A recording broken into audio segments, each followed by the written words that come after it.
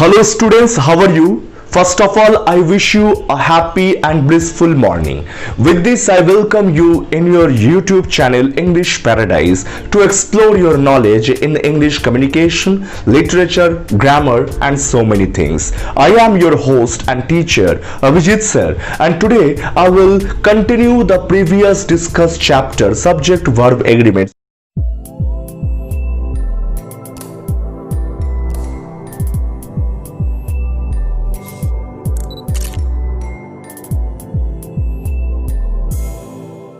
You can see on the screen I have written the first rule of using a pair of. So in this video we will understand how to use a pair of. तो इस sentence में हम लोग a pair of का use करेंगे. तो इसमें एक बात याद रखेंगे कि कुछ शब्द होते हैं जो हमेशा प्लूरल के जैसा यूज होता है, जैसे सीजर्स, जैसे ट्राउजर्स, जैसे शॉर्ट्स, पैंट्स, हाँ अच्छा स्पेक्टिकल्स को ले लो, है ना. इस तरह का जो भी वर्ड मैंने आपको बोला ये सब जनरली क्या होता है, प्लूरल शब्द में यूज होता है. शूज बोलते हैं आप, शू नहीं, शूज होते हैं, स्पेक्टिकल्स होते हैं, ट्राउजर्स होते हैं, सीजर्स होते हैं, है ना. तो इस तरह का शब्द अगर इंडिविजुअल यूज हो कहीं पे, ठीक है, हमेशा इसको याद रखेंगे कि अगर इंडिविजुअल कहीं पर इसको यूटिलाइज करते हैं हम लोग, तो हमेशा क्या करेंगे, इसके लिए हम लोग प्लूरल वर्ब का यूज करेंगे. आप देख सकते हैं मैंने यहां पे लिखा है कि if we omit a pair of, मतलब अगर सेंटेंस में अगर ये सब वर्ड के साथ अ पेयर ऑफ का यूज हो रहा है तो हमेशा सिंगुलर वर्ब होगा, और यही सब शब्द अगर इंडिविजुअल यूज हो रहा है तो उसके लिए प्लूरल वर्ब होता है. हमेशा याद रखना है. अब ये सेंटेंस देखो, पेयर ऑफ या a new pair of shoes is lying under the bed. एक जोड़ा जूता कहां पे है, बेड के नीचे रखा हुआ है, पड़ा हुआ है. whom does it belong to, ये किसका है मुझे बताओ, है ना. तो अब इस तरह का सेंटेंस में देखो, शूज तो जनरली प्लूरल है. अगर ये सिर्फ शूज को यूज करते तो हो सकता है ये प्लूरल होता, लेकिन एज बिकॉज मैंने यहां पे पेयर ऑफ का यूज किया है तो ये जो वर्ब आएगा ये इज है, और ये इज क्या है आपका, मैंने पहले भी आपको बताया, this is considered to be the singular verb. ये क्या है, सिंगुलर वर्ब है.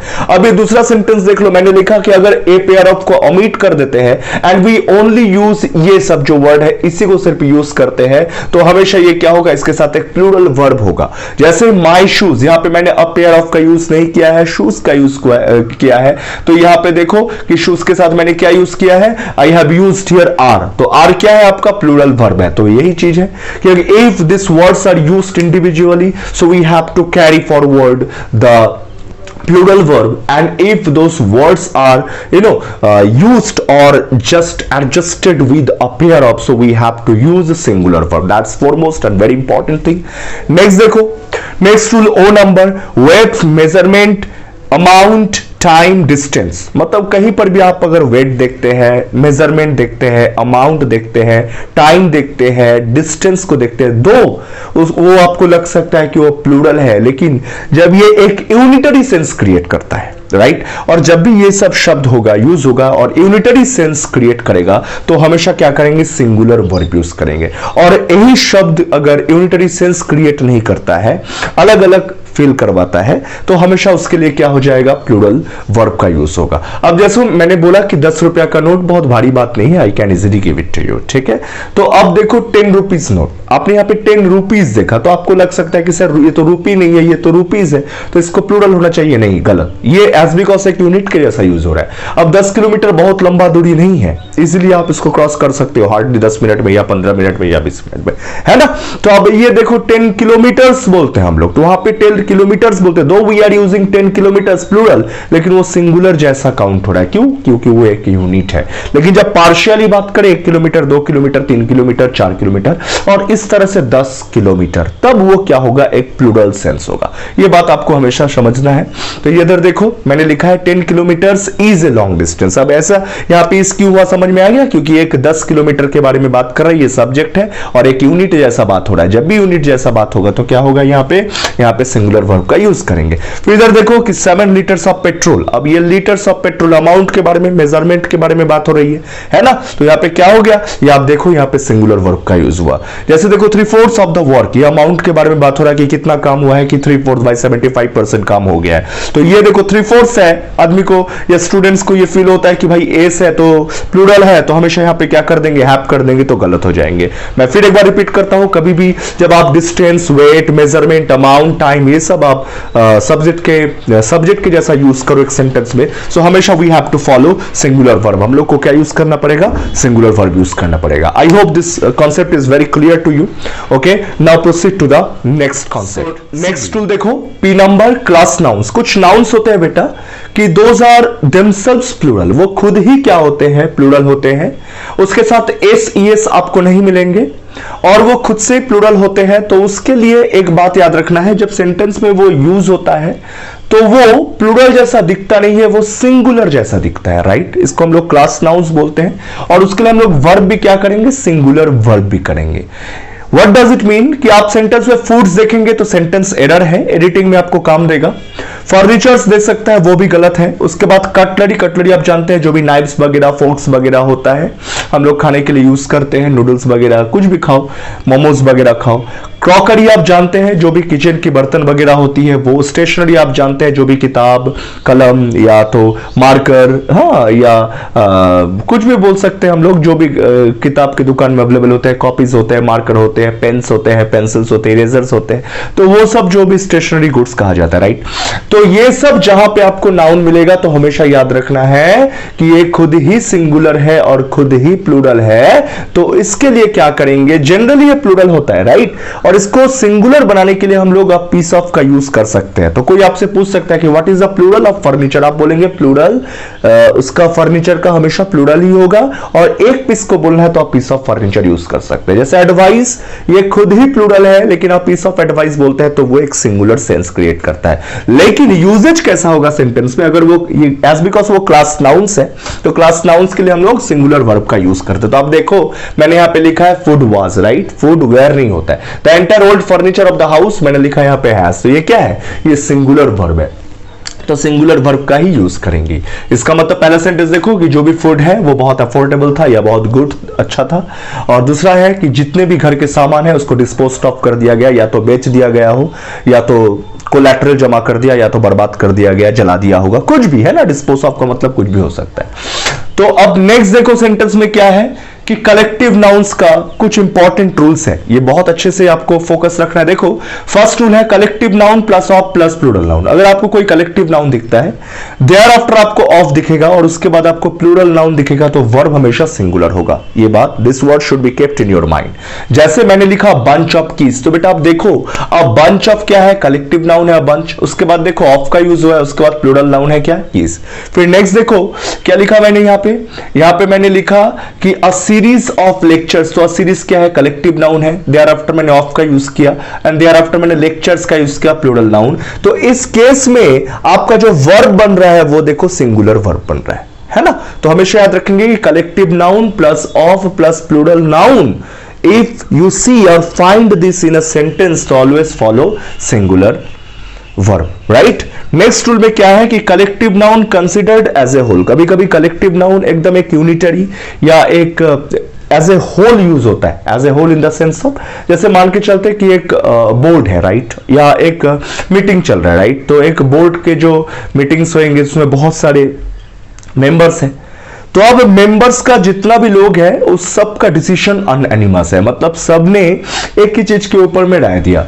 सपोज मान लेते हैं कि इंडियन गवर्नमेंट में एक पार्लियामेंट में एक अरेंजमेंट हुआ, वहां पे लोग जो भी आईएएस ऑफिसर्स वगैरह है, जो भी हाईली ऑफिशियल्स है ना, जो भी ब्यूरोक्रेट्स है, वो सब वहां पे आए और उसके बाद जो भी एक डिसीजन लिया गया by Narendra Modi and that is appreciated by all and everyone is admitting। तो अब देखो जितने भी बोर्ड ऑफ मेंबर्स है, याद रखो कि वो लोग का जो डिसीजन है वो एक यूनिटरी है, मतलब ये एक टीम के जैसा वर्क कर रहा है ना। तो मैंने वही लिखा कि collective noun considered as a whole, तो उसके लिए हमेशा सिंगुलर वर्ब होगा, ठीक है? जैसे देखो द कमिटी वाज अनएनिमस। अनएनिमस का यूज तब करेंगे जब सब कोई एक ही चीज के ऊपर सपोर्ट करता है ना? जैसे कोई डिसीजन लिया गया सबका सपोर्ट से, सबकी सहमति से, तो आप लोग बोलते हैं the decision was taken unanimously.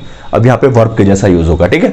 तो इन इट्स ओपिनियन, अब ये देखो next, the government has made some major changes in its foreign policy. अब देखो बेटा यहाँ पे जो ये कमिटी वाली बात हो गई, ये तो एक यूनिट के जैसा यूज हो रहा है, ये गवर्नमेंट भी एक होल मतलब एक यूनिट के जैसा यूज हो रहा है, और यही कारण है कि यहाँ पे सिंगुलर वर्ब हुआ और यहाँ पर भी आपका सिंगुलर वर्ब दिख रहा है। और दूसरी बात, अगर नेक्स्ट उसी के बारे में बात कर रहे हैं, कमिटी के बारे में बात कर रहे हैं, एज बिकॉज ये सिंगुलर मैंने as a whole unit count किया, तो यहाँ पे देखो इट्स हो गया, यहाँ पे फिर देयर लिखेंगे तो गलत हो जाएगा, फिर देखो यहाँ पे इट्स हो गया, इफ यू राइट देयर तो ये भी फिर गलत हो जाएगा, राइट। अब इसी में एक दूसरा रूल देखो कि collective noun when we think of its members individually, है ना, तो फिर प्लूरल वर्ब होगा। मैंने आपको बताया कि जब वो एक यूनिट शो करता है तो वो हमेशा सिंगुलर होता है, जब ये अलग अलग, अब हो सकता है कि एक डिसीजन लिया गया और वो डिसीजन अप्रेस्ड नहीं है बाय द अदर मेंबर्स, तो अब ये इंडिविजुअल अलग अलग सबका ओपिनियन देना है, मतलब कहीं ना कहीं पर वो टूट गया, राइट। तो मैंने लिखा द कमिटी वेर डिवाइडेड, आपको समझ में आया। फर्स्ट टाइम में कमिटी वाज अनोनिमस था बिकॉज सबके डिसीजन सेम थे, अनोनिमस थे, लेकिन एक कमिटी टूट गया एज बिकॉज जितने भी मेंबर्स है उसका परसेप्शन हो सकता है डिफरेंट हो। अब देखो इन देयर ओपिनियन, ठीक है। अब और एक यहाँ पे सोचने वाली बात है, ये द कमिटी है और यहाँ पे वेर का यूज इसीलिए हुआ क्योंकि यहाँ पे कमिटी टूट गया है, इसका मतलब ये इंडिविजुअल यूज हुआ है, और इंडिविजुअल यूज हुआ तो यहाँ पे प्लूरल वर्ब होगा, और एज बिकॉज वो प्लूरल है और ये कमिटी भी यहाँ पे प्लूरल का सेंस है, तो यहाँ पर जो आप ओपिनियन देख रहे हैं, देखो यहाँ पे देयर का यूज हुआ है प्लूरल को शो करने के, ये एज ए होल यूनिट था, यहाँ पे इट्स हो गया। यहाँ पे अगर आपके क्वेश्चंस में यहाँ पे अगर आपको इट्स दे देता है तो वो क्या हो जाएगा, वो एरर हो जाएगा, तो एडिटिंग में ये आपको हेल्प करेगा। नेक्स्ट देखो, the name of state, country और इंस्टीट्यूशन डिनोट्स अ टीम। ये बहुत इंपॉर्टेंट रूल है कि देखो मैंने सेंटेंस लिखा कि कोई भी कंट्री या कोई भी स्टेट या कोई भी इंस्टीट्यूशन अगर कोई टीम को डिनोट करता है तो हमेशा प्लूरल वर्ब होगा। अब देखो मैंने लिखा है कि India have defeated Sri Lanka by 7 wickets. अब बच्चे को लग सकता है सर इंडिया हैव, इंडिया के साथ तो हैज होना चाहिए, देखो बेशक हैज होना चाहिए, लेकिन यहाँ पे इंडिया का मतलब इंडिया नहीं है, यहाँ पे इंडिया का मतलब इंडियन क्रिकेट टीम है जहां पे 11 मेंबर्स होते हैं, याद रखेंगे।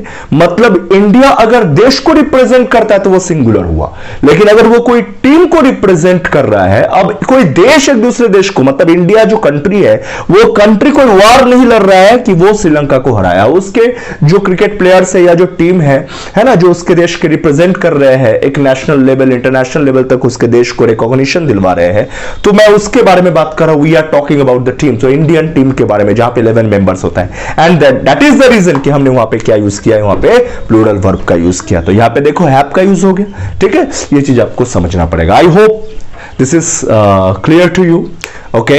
जो आगे देखो थोड़ा सा और भी कुछ स्ट्रक्चर्स है जो बहुत इंपॉर्टेंट है, ठीक है। नेक्स्ट टूल देखो, R number, relative pronoun as a subject. मैंने क्या लिखा कि रिलेटिव प्रोनाउन जब सब्जेक्ट के जैसा यहां पे यूज हो, तो रिलेटिव प्रोनाउन में आपने देखा है बेटा, मैंने पहले भी बताया, वहां पे एंटीसीडेंट का यूज हुआ है या होता है। एक को हम लोग सिंगुलर एंटीसीडेंट बोलते हैं और एक को हम लोग प्लूरल एंटीसीडेंट बोलते हैं। अब बोलोगे सर ये क्या है एंटीसीडेंट? देखो जहां पे रिलेटिव प्रोनाउन का यूज होता है जस्ट उसके पहले, जैसे रिलेटिव प्रोनाउन क्या हो गया, जैसे हु हो गया, होम हो गया, उसके पहले जो यूज होगा, जो भी नाउन का यूज होगा, जो भी प्रोनाउन का यूज होगा, उसी को हम लोग एंटीसीडेंट बोलते हैं। तो वो दोनों केस हो सकते हैं, either it can be singular antecedent और else it can be plural antecedent. तो उस केस में आपको देखना है, अगर ये सिंगुलर एंटीसीडेंट है रिलेटिव प्रोनाउन के पहले, तो बेटा आपको सिंगुलर वर्ब का यूज करो, और अगर प्लूरल एंटीसीडेंट है उसके पहले तो प्लूरल वर्ब का यूज करो। अब देखो, I am the person who has saved you. अब ध्यान से देखो, I am the person who has saved you, यहां पर हु जो है इसी को हम लोग रिलेटिव प्रोनाउन बोलते हैं। तो रिलेटिव प्रोनाउन के पहले क्या है? पर्सन। पर्सन क्या है? सिंगुलर और प्लूरल? सिंगुलर है, और इसीलिए ये क्या बन गया? सिंगुलर वर्ब बन गया। यही रूल था। फिर दूसरा सेंटेंस देखो, I who am your friend should have been informed. अब ध्यान से देखो कि आई, ये क्या है? यहां पे हु है, ध्यान से देखो क्या है, यहां पे हु है, और हु यही है रिलेटिव आपका प्रोनाउन, और इसके पहले क्या यूज हुआ है? आई। और इसीलिए हम क्या कर रहे हैं, आई के अकॉर्डिंग ही यहां पे वर्ब बैठा रहे। ये भी आई के अकॉर्डिंग वर्ब होगा और ये भी आपका आई के अकॉर्डिंग ही वर्ब होगा, ये आपको देखना है, राइट। चलो नेक्स्ट रूल में थोड़ा सा देखते हैं। इस नंबर में दो पोर्शन है, क्या this that kind short type of. अगर कोई सेंटेंस में दिस या दैट दिखा, उसके बाद काइंड टाइप या शॉर्ट ये लिखता है, और उसके बाद ऑफ का यूज होता है, तो उसमें दो केस बन सकती है, सिंगुलर नाउन भी बन सकती है और प्लूरल नाउन भी बन सकती है। तो if it is singular noun तो सिंगुलर वर्ब का यूज कर दो, अगर प्लूरल नाउन है तो प्लूरल वर्ब का यूज कर दो। जैसे this kind of behaviour is not acceptable and this type of people do not impress me. ध्यान से देखो, यहां पे दिस और दिस का यहां पे यूज हुआ है। ओके, काइंड शॉर्ट में देखो ये काइंड और यहां पे टाइप का यूज हुआ, उसके बाद ऑफ है तो यहां पर भी ऑफ है। ये फर्स्ट सेंटेंस में बिहेवियर है जो सिंगुलर है और इसीलिए यहां पे यूज हुआ है, और ये सेकंड सेंटेंस में प्लूरल है। देखो मैंने लिखा है प्लूरल, अगर नाउन है तो वर्ब भी आपका प्लूरल होगा। तो देखो यहां पे डू नॉट है तो वर्ब भी आपका क्या बन गया, प्लूरल है। और सेकेंड रूल में स्ट्रक्चर में क्या है कि अगर आप दीज या दोज देखते हैं और उसके बाद काइंड्स ऑफ देखते हैं तो याद रखेंगे उसके बाद नाउन होगा, और इसके लिए हम लोग प्लूरल वर्ब का यूज करते हैं। जैसे those kinds of expensive gadgets, तो ये देखो दीज या दोज आ गया। उसके बाद क्या है, काइंड्स ऑफ है, देखो काइंड्स ऑफ है। उसके बाद प्लूरल नाउन है, देखो गैजेट्स प्लूरल है, इसके लिए वर्ब क्या होगा, प्लूरल होगा। तो मैंने वर्ब को क्या यूज किया, प्लूरल को यूज किया। I hope you have understood. Next देखो guys, it plus be noun pronoun, तो सब्जेक्ट ये सिंगुलर वर्ब होगा, मतलब सिंगुलर वर्ब मतलब was या has या is, ये सब का यूज होता है। अब देखो it is I who brought this flowers for you, as because यहाँ पे ईट था और ईट के बाद देखो बी वर्ब है इज, ठीक है ना, और नाउन और प्रोनाउन है ना आई, तो who brought this flowers for you. तो यहाँ पे देख सकते हो आप ईट के केस में ये जो बी है, यही बी वर्ब क्या होता है आपका, सिंगुलर हो जाता है। फिर देखो ईट आर दे नहीं हो सकता है, it is they who furnished our house, मतलब ये वही लोग हैं जो हमारे घर को क्या किया है, उन्होंने फर्निश किया है। आई होप यू हैव अंडरस्टूड। ठीक है, मतलब सिंगुलर एकदम सिंपल केस है कि ईट देखोगे और सीधा यहां पे सिंगुलर वर्ब का यूज कर देना है।